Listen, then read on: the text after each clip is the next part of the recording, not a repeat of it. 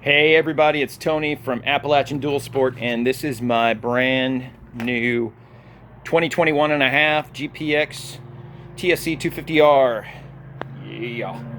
Anyway, this bike is pretty interesting because it is a two-stroke, obviously, as most of you know, but it comes set up ready to be dual sported, and in some states that's super easy to get a plate for your bike, and in other states it's a nightmare. So I'm in Tennessee, and I went the other day to get a plate for this bike, handed them the MSO manufacturer's statement of origin, which doesn't say off-road only on it anywhere. It just states the model of the bike, and that's it basically. And they gave me a plate, no problem. So right now I'm putting on, by the way, don't judge me for my cluttered backyard here. It's a mess, and we got a whole bunch of junk because we don't have a garage here at the Appalachian Dual Sport household, so everything unfortunately gets stuck outside. So my poor TE450 has been abused and left outside in the cold and rain and whatnot. Luckily it doesn't really get wet back here, but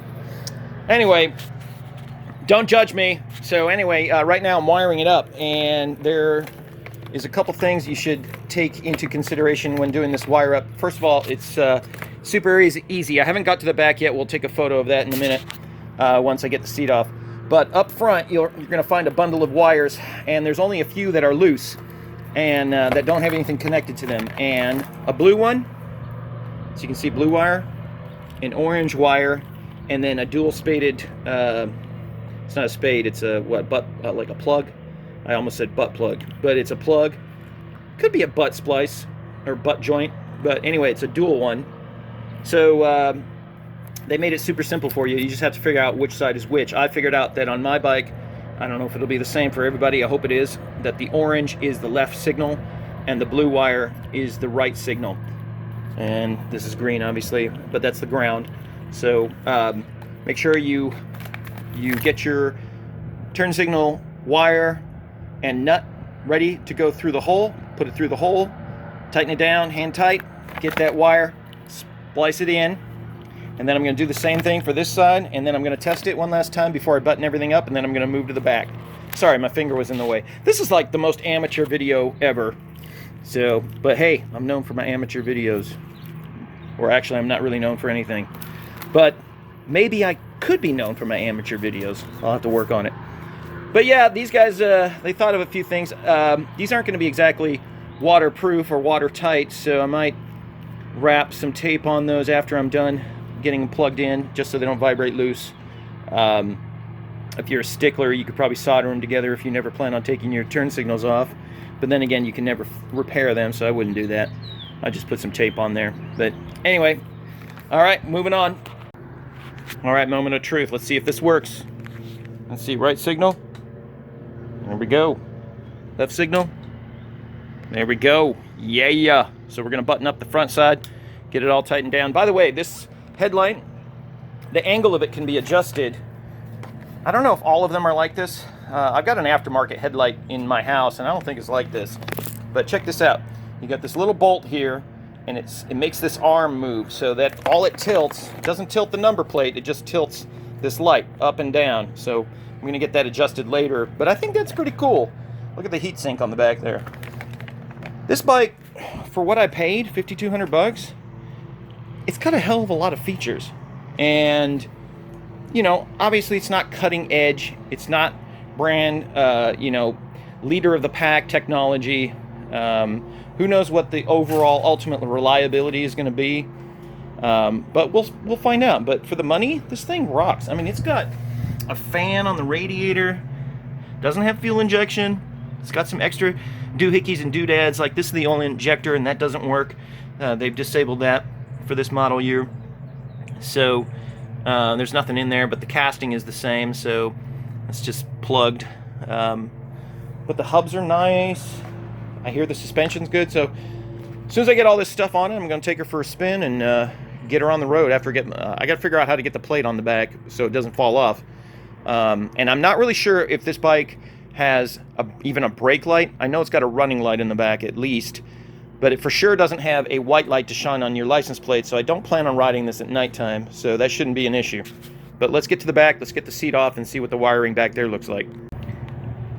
So this bike uses a lot of Torx bits on some parts, and like the seat bolt is a Torx bit, but it looks like you can also use like a, I don't know, like an 8mm nut driver on it, or a socket. But look what they give you. They give you a handy dandy little toolkit. Look how cool this is. They give you extra zip ties for when shit falls off. Look at this cool little axle wrench. How kick-ass is that, man? $52.99. It's a deal. Check out this bolt. It holds the seat down. Goes in there, goes across, and then screws into there. Never seen anything like that. But it is Chinese, so they have their own ideas for how things should be done, I guess. But after taking the seat off, I don't see anything obvious. Better not lose that bolt. Alright, I don't see anything obvious in here as to where the turn signals. Better not touch my fingers on the two positive and negative and give myself a little jolt. But yeah, right now I don't see anything as far as where I'm supposed to plug those signals in. And I don't see anything in here. It's pretty clean. It's pretty clean and smooth, so I'm going to have to take off some more panels and figure out where this wiring is. Okay, so after some lengthy digging around trying to figure out where the wiring was, I dropped this assembly down. There was, I think, 4 screws and then these 2 bolts over here. Drop this assembly, and then you can see that the brake light, and it does have a brake light, running light and brake light, runs this way. So okay, so I started working on this side, and it's interesting how the plastic on this bike is attached, because this side panel has 2 easy to access screws, and one goes here into the subframe, which I'm not really a fan of. So you got to take that out, that and this one out. But then there was one hidden behind this shroud plastic, so I had to loosen this up to get to this.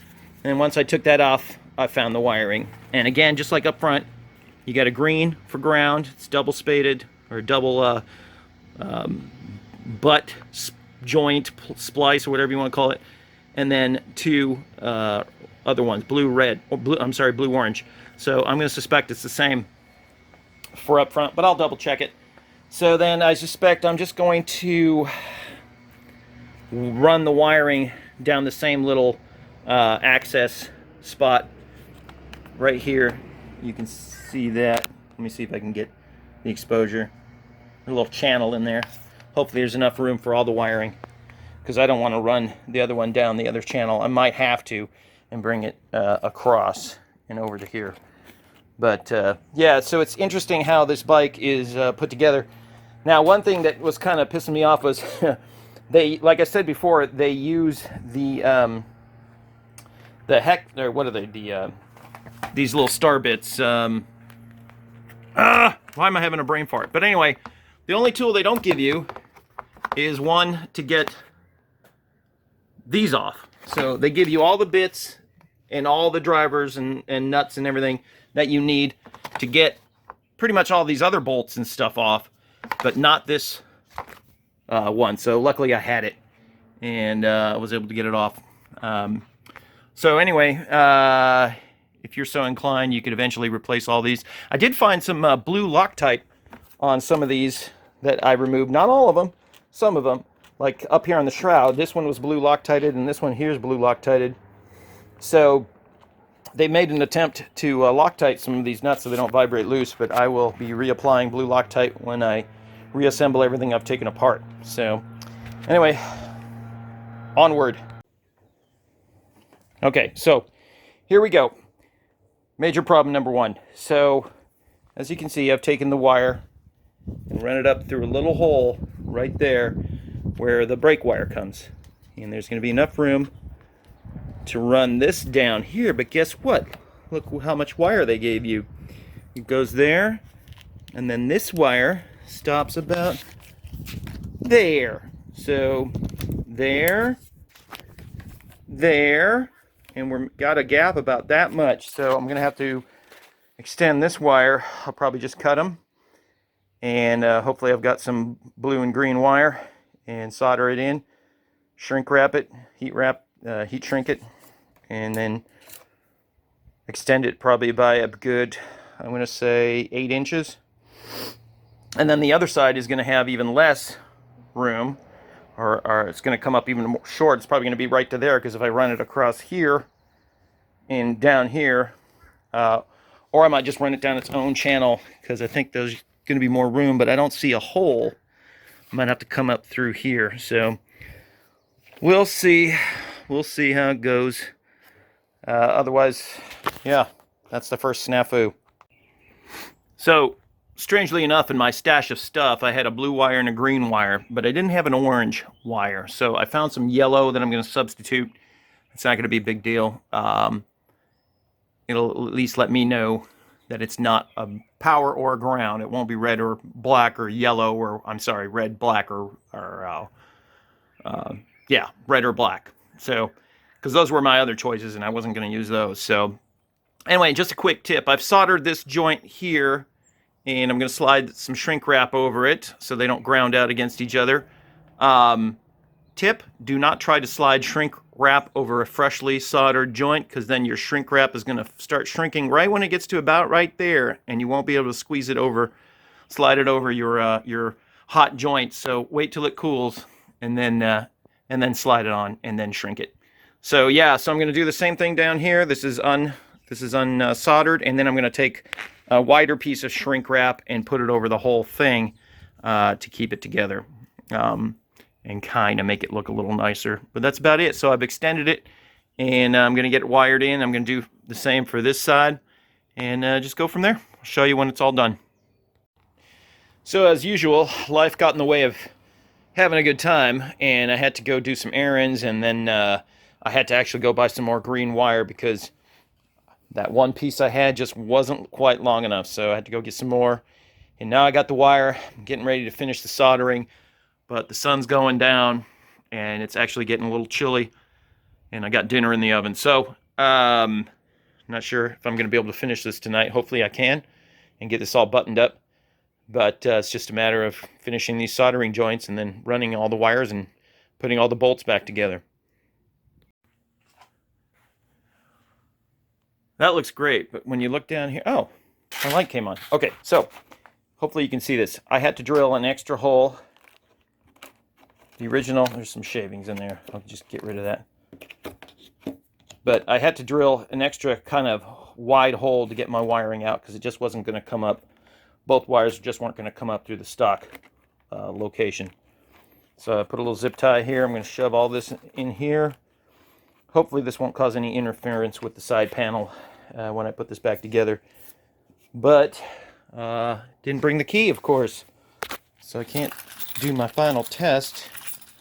Wait a minute. Yes, I did. All right, let's put this sucker in here. All right. Right turn.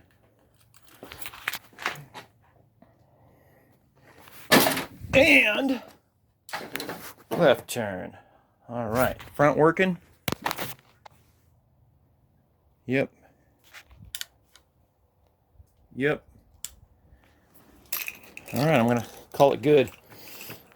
Light is fading quick, and I've got to get inside and eat dinner. So I might just leave this unbuttoned until tomorrow morning. That's not really very exciting. So unless something dramatic happens, this is it. This is the wrap up of the video. Thanks for watching. All right, guys, it's a few days later. Guys and gals, I guess. A few days later. Got the turn signals on. They're working great. They're all tight. Everything's put back together. I only ended up with one extra screw. No idea where that goes. I swear every single bolt was put back. So I don't know if it was just an extra screw in the kit.